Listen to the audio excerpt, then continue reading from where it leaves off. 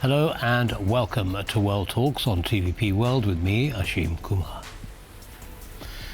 Politico has reported that the US may consider lifting sanctions on Russia's Nord Stream 2 pipeline and other Russian assets in Europe as part of broader peace negotiations over Ukraine. As Washington debates this shift in policy, which was instituted by President Trump during his first term, and Europe doubles down on its energy independence, what are the implications for EU unity, transatlantic relations, and regional security? Well, to offer his expert insights on this fast evolving and a controversial development, we are joined by Tomasz Włostowski, Managing Partner at EU Strategies. Welcome, sir, and thank you for taking the time to join us. Thank you for having me. So let's start with the basic. How credible do you think these reports are that President Trump is going to lift sanctions on Russia? Well, it's always difficult to bet on what President Trump's going to do. It's quite difficult. However, I don't think most of the factors speak in favor of lifting the sanctions. If you sort of analyze the U.S. interest in this whole affair and Trump's past, actually, and just what the consensus of American politics has been for many, many years, everything speaks against the lifting of these sanctions. So unless Trump has some specific, very narrow objective in mind, I find it difficult to understand what the purpose would be. Well, some are arguing, and Politico in particular, in their article was saying that basically, he's prepared to pay any price to get peace, because after all, that has been his stated objective. You don't agree with that approach? You don't think that's going to happen? This takes us back, I think, to the fundamental question, which is, what is Trump exactly trying to achieve, and what is his obsession with the peace? Because if you look at it, sort of objectively, the U.S. has no major interest in securing that peace. Number one, Americans are not there. This is not the case of those forever wars in Iraq or Afghanistan where Americans were dying. Americans are not in Ukraine. So that's number one. Yes, they're supporting Ukraine, they're providing intelligence, they're providing satellite, they're providing some weapons, but Americans are not actively involved in that war, so it's not an American war, number one. Number two, this is a war between two European nations, so the question is, what is a presidency that's supposed to be all focused on American interests, America first, just looking for American interest? Why is he spending so much time on securing a peace between two nations that didn't ask him to do it? That's number one. Number two, don't seem particularly keen on his efforts, because let's be honest, the Russians are not particularly keen on this initiative to secure the peace, and neither are Ukrainians. So it's quite bizarre to have some third country come in and try to negotiate a peace that nobody's asked them to do. So that's number two. Number three, so if we start looking for what is driving Trump, there might be some vanity, he wants to be the peacemaker, maybe that's it. In economic terms, let's remember, Russia is not a big economy, so there are no major benefits to the United States in securing that peace and, starting all over American commercial and trade interests and investment interests with Russia, right? Russia is a small economy. I mean, it's smaller than Italy, it's smaller than France. It's dwarfed by U.S. economy, it's dwarfed by European economy. So it's hard to find what exactly is driving Trump there. He might be seeking to secure some U.S. investments in Russian energy, which I think takes us closer to this whole Nord Stream story. But again, this would come, I think, at the major expense of American interests, and maybe in favor of some narrow interests of of Russia, number one, and of some particular maybe U.S. interests. Maybe there are some businessmen that are trying to get in on the action, so to speak, with bringing Russian gas to Europe. But let's also remember, there has been a broad political consensus in the United States to sanction Russian energy interests. I mean, this has been a bipartisan issue for many years. We have federal statutes actually passed with bipartisan support. CATSA from 2017, the Protecting European Energy Security from 2019, which was enacted. Trump's sort of solo initiative here is also running against the long-standing principles of American foreign policy in Europe vis-a-vis Russia. And it's also hitting American energy interests, right? I mean, part of Trump's effort to eliminate the trade deficit was, well, let's sell more US LNG to Europe. Well, if Russian gas returns to the European market, and it's quite cheap, let's remember, it's much cheaper than US LNG. So if Russian gas keeps coming back, then there is not going to be much space for American gas.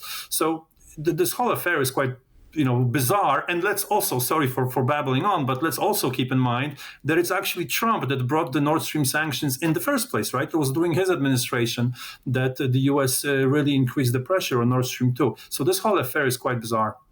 Bizarre it may be, but is there any impact then on relations between the European Union and the US? As you say, difficult to understand what Trump's objectives are, what benefit, advantage there is to the US, but it does put EU countries a little bit on shaky ground because they don't know what to expect next.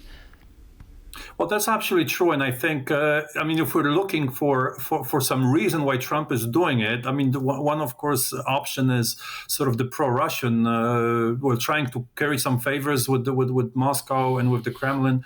So that's one option. But I think you're absolutely correct that lifting Nord Stream sanctions brings back a very controversial and very divisive topic in European politics, right? Because let's remember, Nord Stream 2 is a European energy project. A number of major EU companies have been involved in it. They sponsored the project, right?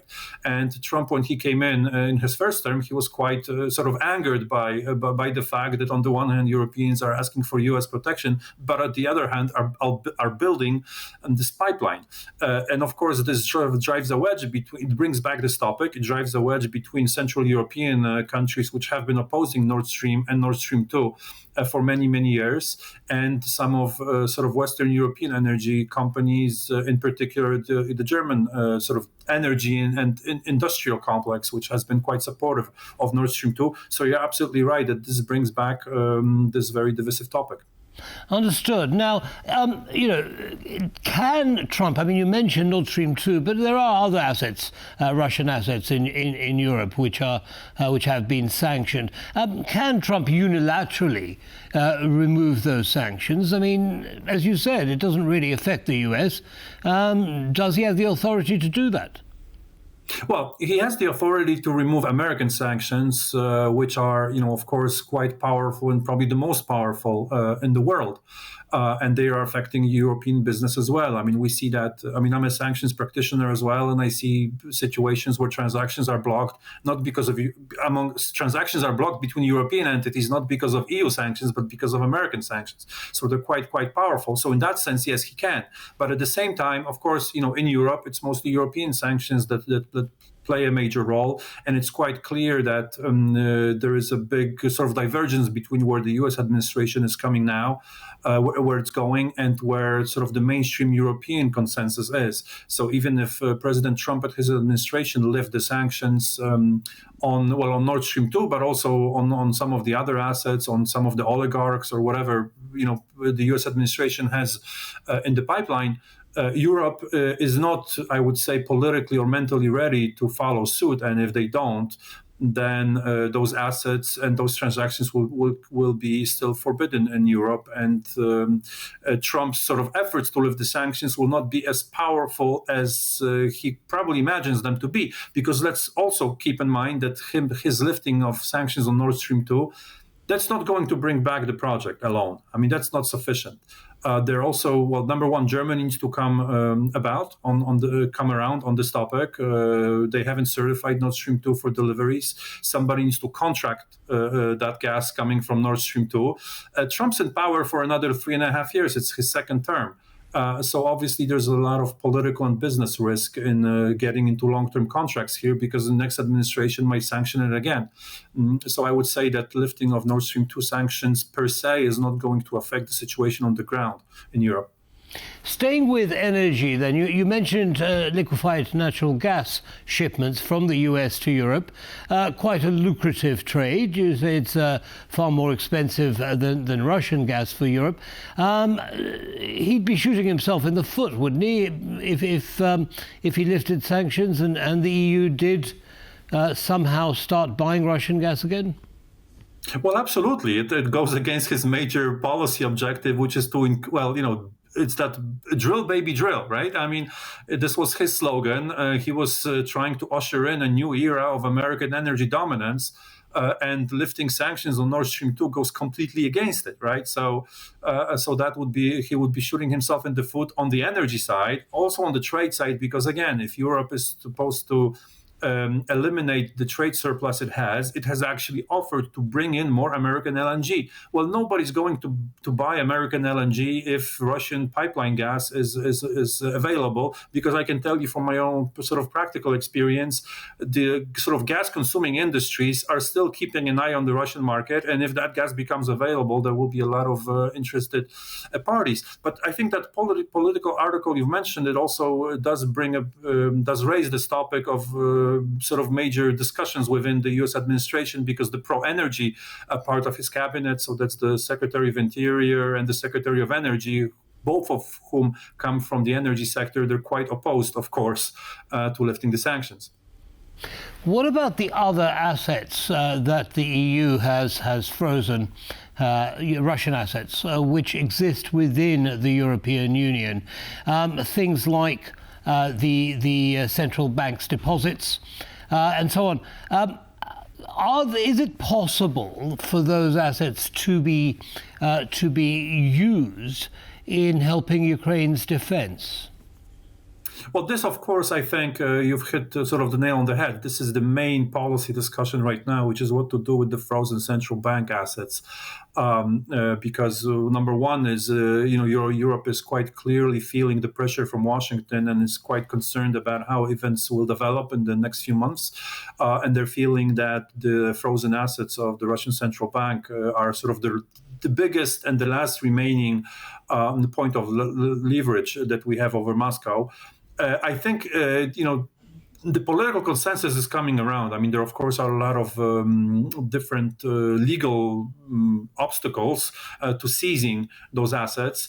But I think the reality on the ground will be that, number one, that money is never going back to Moscow, whether we confiscate it or we don't confiscate it. If there is any settlement, that money will be used to offset the Ukrainian needs for reconstruction and for development. But let's also keep in mind that money is already being used to help Ukraine, not directly. It's not being spent. It hasn't been confiscated. But the profits from that money, so the margin that's coming, that's being earned by the European companies that hold the money, that's being used to that's going back to Ukraine. Yeah, understood. Already. Well, Mr. Włostowski, thank you so much for sharing your analysis with our audience. Do come and see us again soon. Have a good evening. Thank you very much for having me. Thank you. Bye-bye now. Bye. And that's all from us in this episode of World Talks. Goodbye.